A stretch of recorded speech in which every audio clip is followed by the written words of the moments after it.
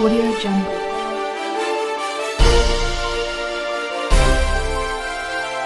बिस्मिल्लाहिर्रहमानिर्रहीम। मैं हूं इरफान सर और आप देख रहे हैं यूएई ऑफिशियल। आज की खबर आपके साथ शेयर करने वाले हैं सऊदी अरेबिया से। सऊदी अरेबिया में जितनी फ्लाइट्स बहाल हुई हैं उनके नाम आपको बताना चाहते हैं और किस किस टाइम किस किस डेट को जाएंगे, किस किस शहर में जाएंगी वो भी आपको बताएंगे इसी वीडियो में।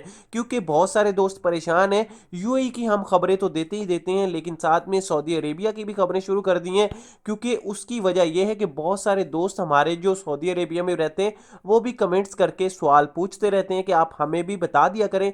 इसलिए आज ये सऊदी अरेबिया के बारे में वीडियो बना रहा हूं। तो प्यारे दोस्तों, अगर आप जाना चाहते हैं सऊदी अरेबिया में, जैसे कि आप लोगों को पता है कि सऊदी अरेबिया ने जितनी भी इंटरनेशनल एयरलाइंस थी सारी बैन कर दी थी, ऐसा ही है। लेकिन आज हकीकत आपके साथ शेयर करने वाला हूं कि 28 आज है, आज ओपन हुई हैं फ्लाइटें, बहाल हुई हैं या नहीं हुई, कैसे आप जाओगे, कौन से शहर से टिकट मिल रही है, कौन सी एयरलाइन की मिल रही है और किस टाइम से मिल रही है। ठीक है दोस्तों, लेकिन उससे पहले एक रिक्वेस्ट करते हैं अपने न्यू आने वाले नाजरीन से कि यार वीडियो को लाइक कर दीजिएगा। अपने प्यारे से हाथों से एक प्यारा सा लाइक जरूरी होता है आपका।